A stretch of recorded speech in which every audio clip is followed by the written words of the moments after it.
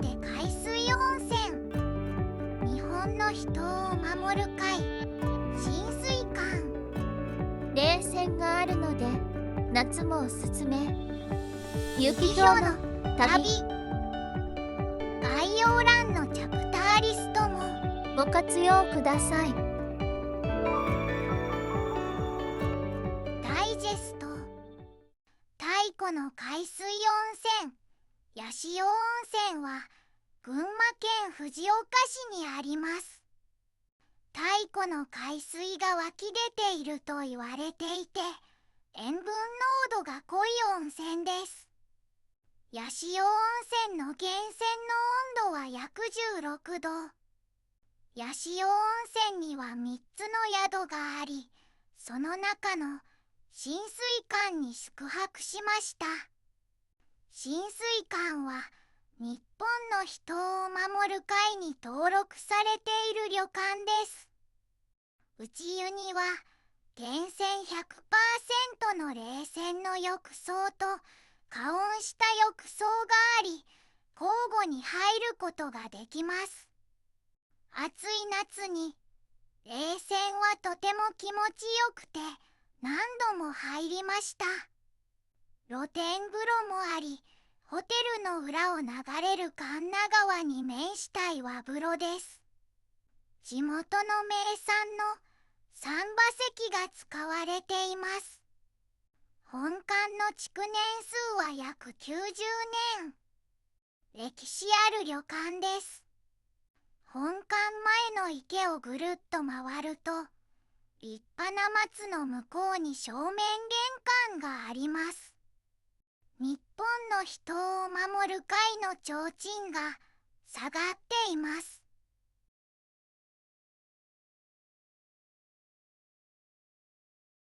フロントとラウンジからは旅館の庭と神流川の美しい新緑が見えました。ラウンジでのウェルカムドリンクの甘酒も冷たくて美味しかったですよ。緑色の神流川はラウンジからも見られますが、庭に出てみることもできました。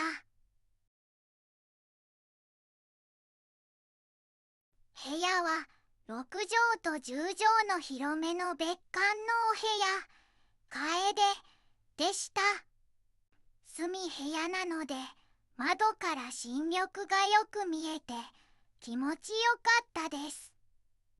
夕食と朝食は本館の個室あじさいでいただきました。夕食は名産の三馬石を使った群馬麦豚の石焼きなどを食べました。朝食では昆布だしの効いた温泉を使った湯豆腐とアジの開きが美味しかったです。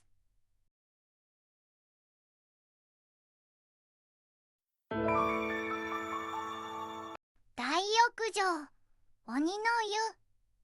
大浴場は渡り廊下の先の浴室棟の1階にあります。地下の露天風呂に向かう階段の右に大浴場の男湯、女湯があります。大浴場の名前は鬼の湯です。この辺りの温泉は八潮温泉と呼ばれています。源泉温度が低い冷光泉で塩分濃度が高いのが特徴です。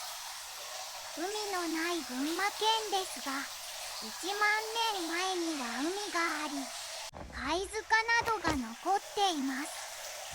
また、この神流町にあるさざ波岩と呼ばれる崖は、1億3000万年前の白亜紀に浅い海で砂が堆積してできたさざ波模様の化石です。そのためこの塩分濃度の高い温泉は太古の海水が湧き出たものと言われています。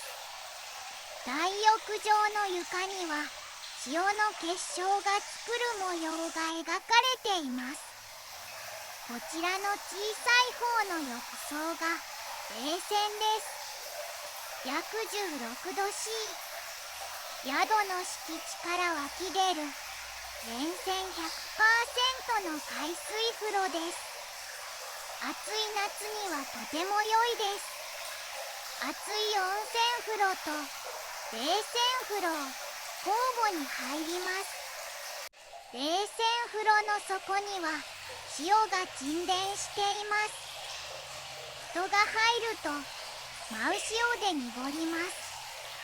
お風呂の隅には茶色い塩が溜まっているので手ですくってみることができますよ。温泉のお風呂の方は広く窓に面していて昼は景色も楽しめます。ともかく塩分濃度がとても濃いので冷泉風呂から流れる源泉で塩のリムストーンプールが形成されています。このリムストーンプールの形ですが群馬県の形に似ているものがいくつかありました。自分の住む県に似た形があるか探すのも楽しいかも。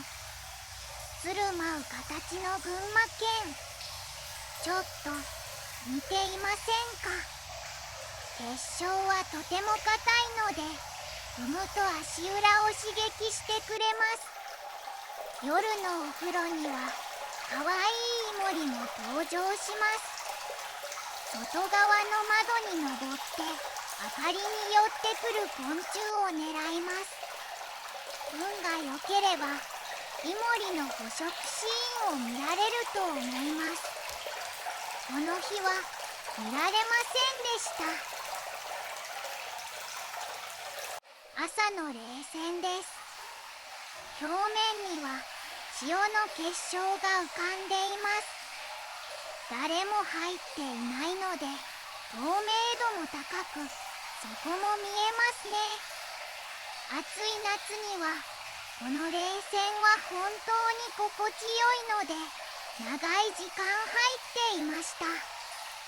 とても気に入りました。また夏に来たいですが冬桜の咲く冬にも来てみたいです。大浴場は6時から24時まで入れます。下半露天岩窟風呂。露天風呂は浴室棟の地下1階にあります。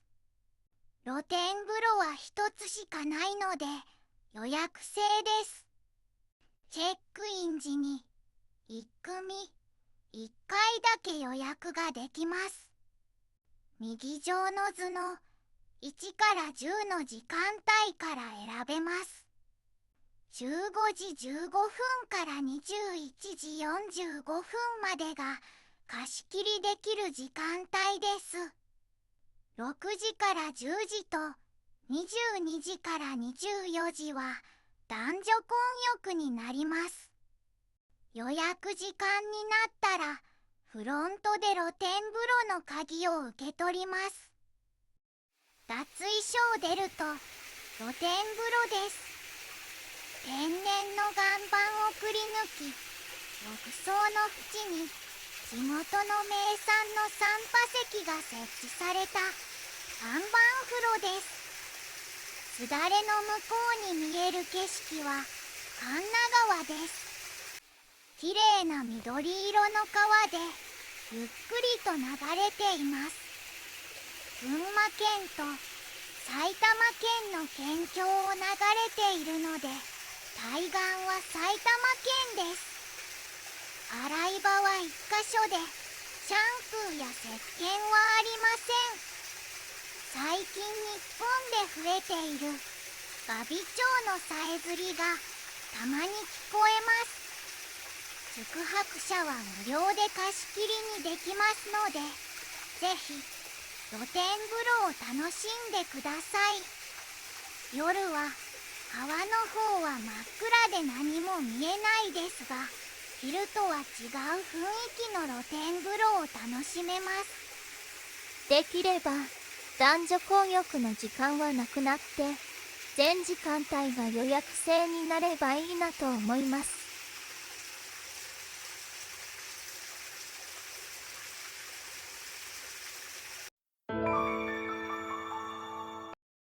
チェックイン。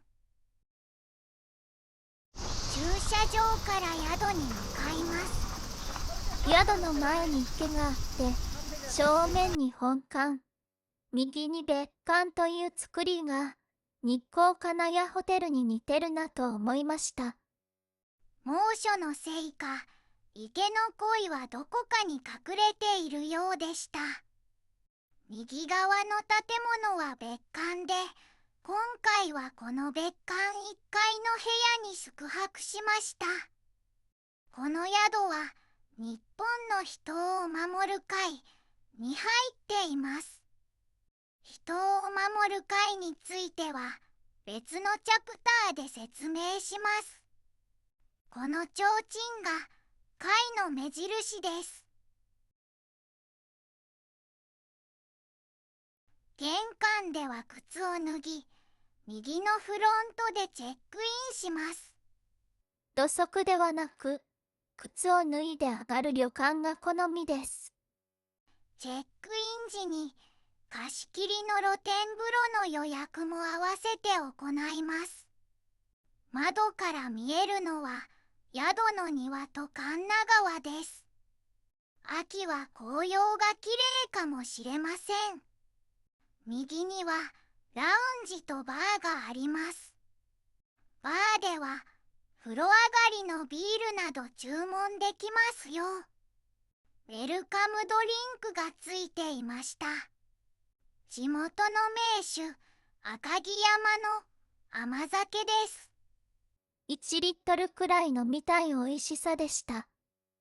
いや、それは無理でしょう。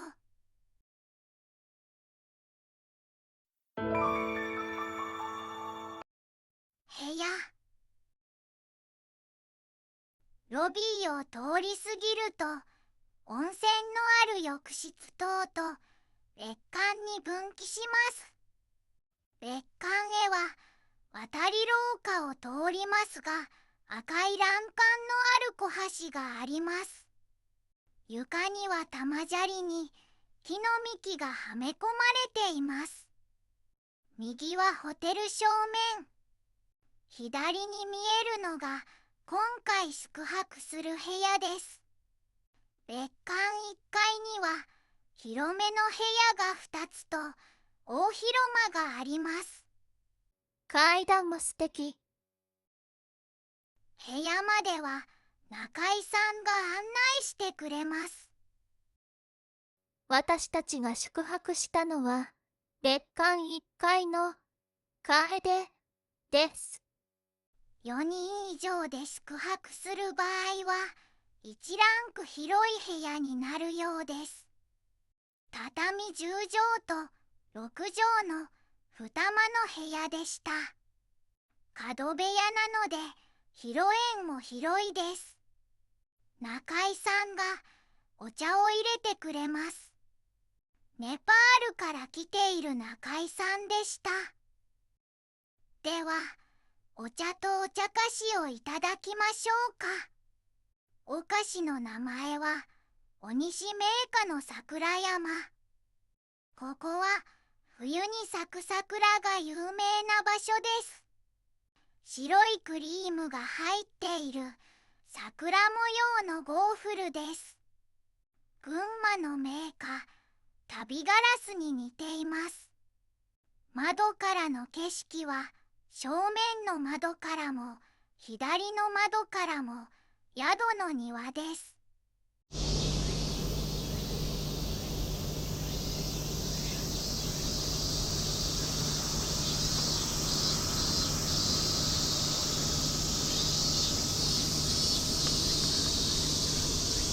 披露宴の角に小さい冷蔵庫があります。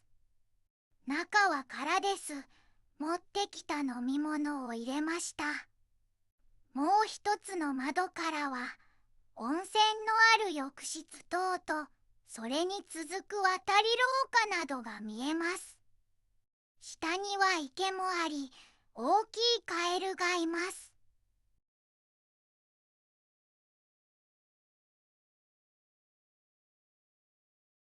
飾り棚や床の間には名産の散羽石が置かれています。貴重品は金庫に入れましょう。大きな掛け軸が飾られています。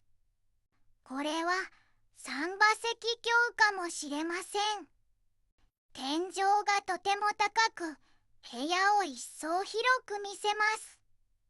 昔ながらの鏡台もあります。全身を映せてとても便利なのよね。浴衣にロングヘアでぼーっと立つの怖いからやめて。夜、窓の外は真っ暗でした。タンスの映像を取り忘れてしまいましたが、中には浴衣とタオルなどが入っています。宿の中や庭には浴衣を着て移動できます。フェイスタオルと移動時に利用できる巾着袋の色が一数分全部違っていました。フェイスタオルの色は青、オレンジ、黄色、ピンクでした。他の人と取り違えずに済みますね。バスタオルは全員黄色でした。お茶セットもあるので、温かい緑茶はいつでも飲めます。冷たい水はラウンジに置いてあります。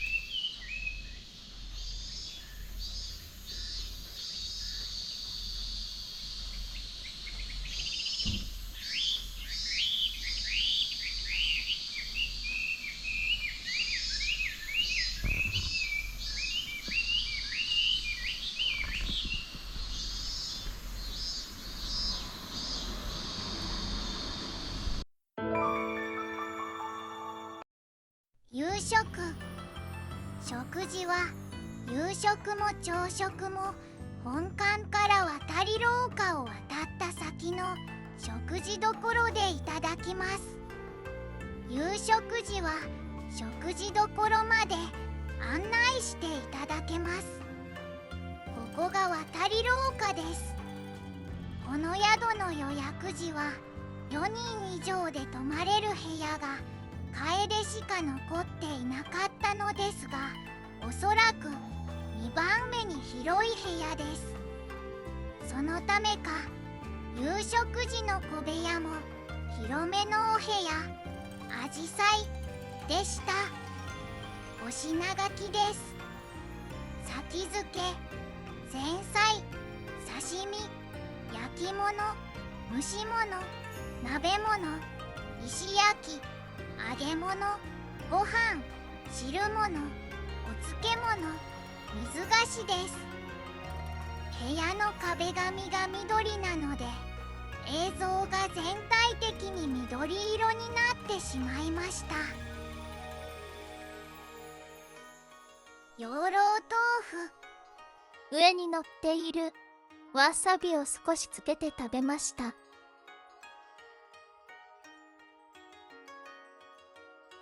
お刺身はマグロ、サーモン、イカ。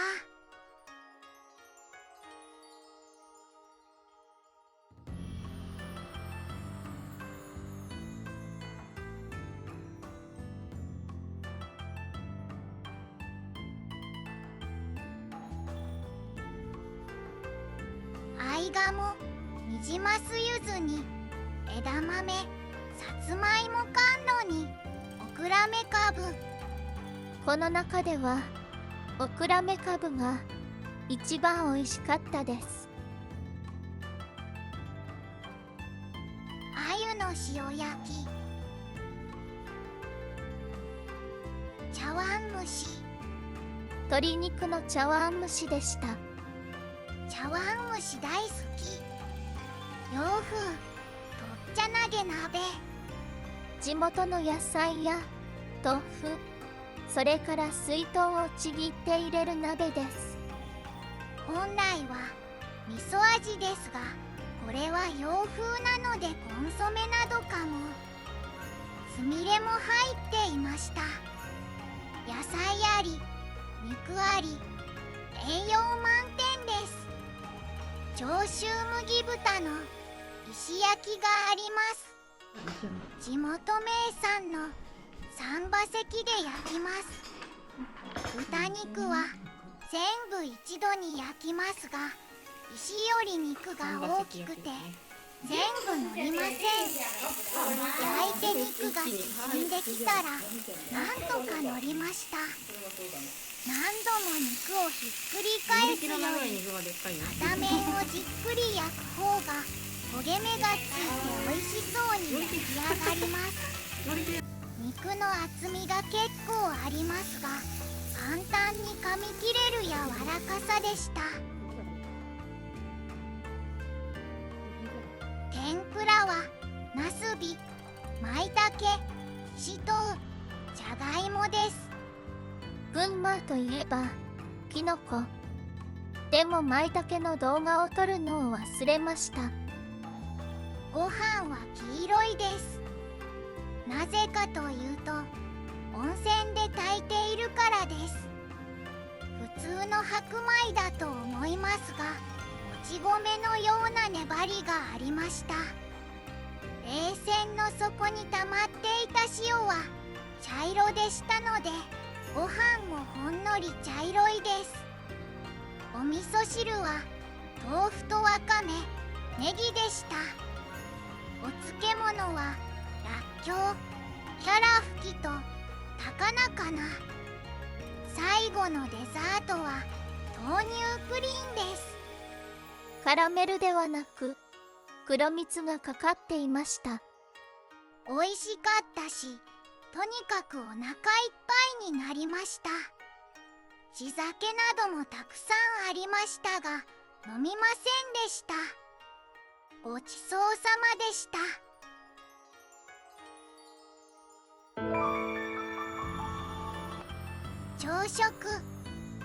朝食も夕食と同じあじさいの部屋でした。小鉢料理がたくさんあります。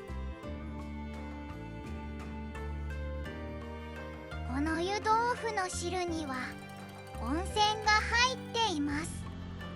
あとは昆布だしだけですが、とてもおいしいスープです。ご飯を入れて雑炊にしてもおいしかったですよ。みなおかわりをしておひつが空っぽになりました。アジの開きは塩辛くなく程よく脂がのっています。きんぴらごぼう、サラダ、ネバネバの納豆、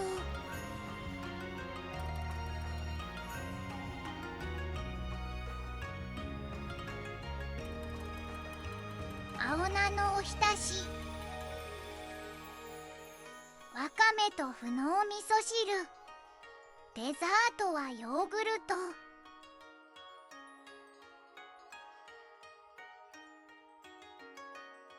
ごちそうさまでした。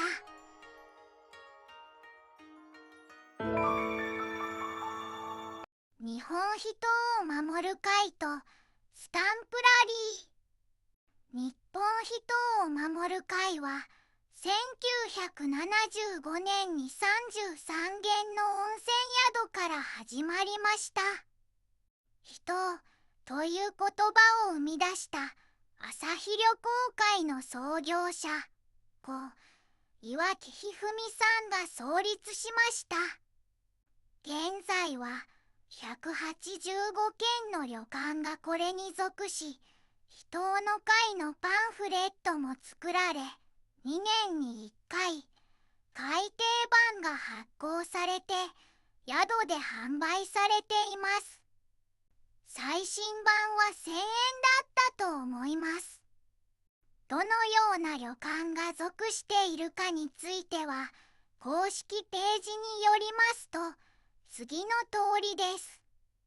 時代の流れから取り残された感のあった山の宿で温泉の良さを守り、自然環境の保持、保全に努める前向きな取り組みをする者。共同での宣伝、相互誘客に賛同した宿の集まりです。人を守る会の宿を巡る場合に便利なスタンプ帳もあります。スタンプ帳は最初の宿泊先の旅館で無料でもらえます。3年間に10カ所の宿に宿泊すると、過去に宿泊した旅館の中から1カ所無料で宿泊できます。スタンプを貯めたい方はフロントで申し出てスタンプ帳を手に入れましょう。3年間にスタンプを10個押印できなくても、各旅館のスタンプが思い出になると思います。それから人を守る会のほかに、源泉湯宿を守る会と日本文化遺産を守る会もあります。こちらに属する旅館に宿泊してもスタンプをもらえます。スタンプをもらう場合の予約方法は、日本人を守る会の公式サイトからか、直接宿への電話予約が対象です。ルルブとも連携しているようですが、枠が少ないのか、なかなか空室を見つけられません。3年間で10スタンプ貯められるかわかりませんが、いくつかの旅館に行ってみたいと思います。そういえば、日本クラシックホテルの会のスタンプラリーも停滞しているわよ。ぐぬぬ、資金繰りが大変だ。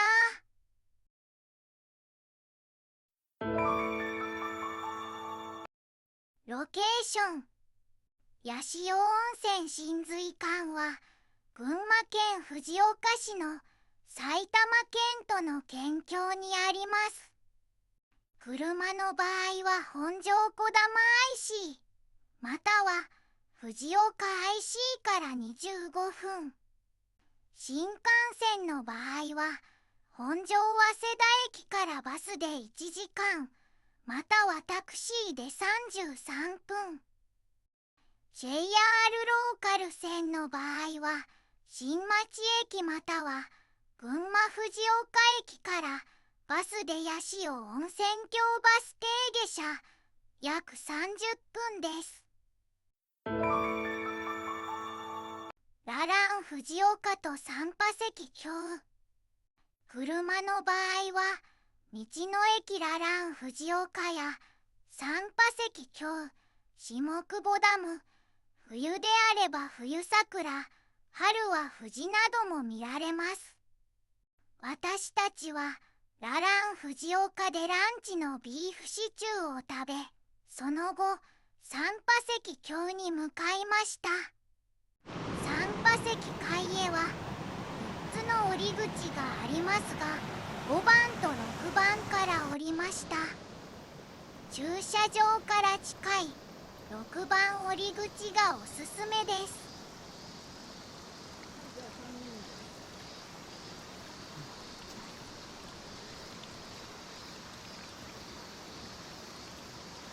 夏なので雑草が生い茂っており、5番はサバイバルでした。1から4番の降り口へは時間がないので行けませんでした。三波石橋に思ったより長くいたので、下久保ダムは下から見上げるだけになりました。上毛カルタの理想の電化に電源群馬の絵札のモデルのダムです。ここを車で走ることもできるのですが、この後ホテルに向かいました。ホテルの庭。最後はホテルの庭の映像でお別れです。アジサイの季節はホテルの敷地内の道を通って八福神巡りも楽しめます。この池に黄色い大きなカエルがいたのですが、池に潜ってしまいました。犬に注意と書いてありますが、昼間は見かけませんでした。夜に這いました。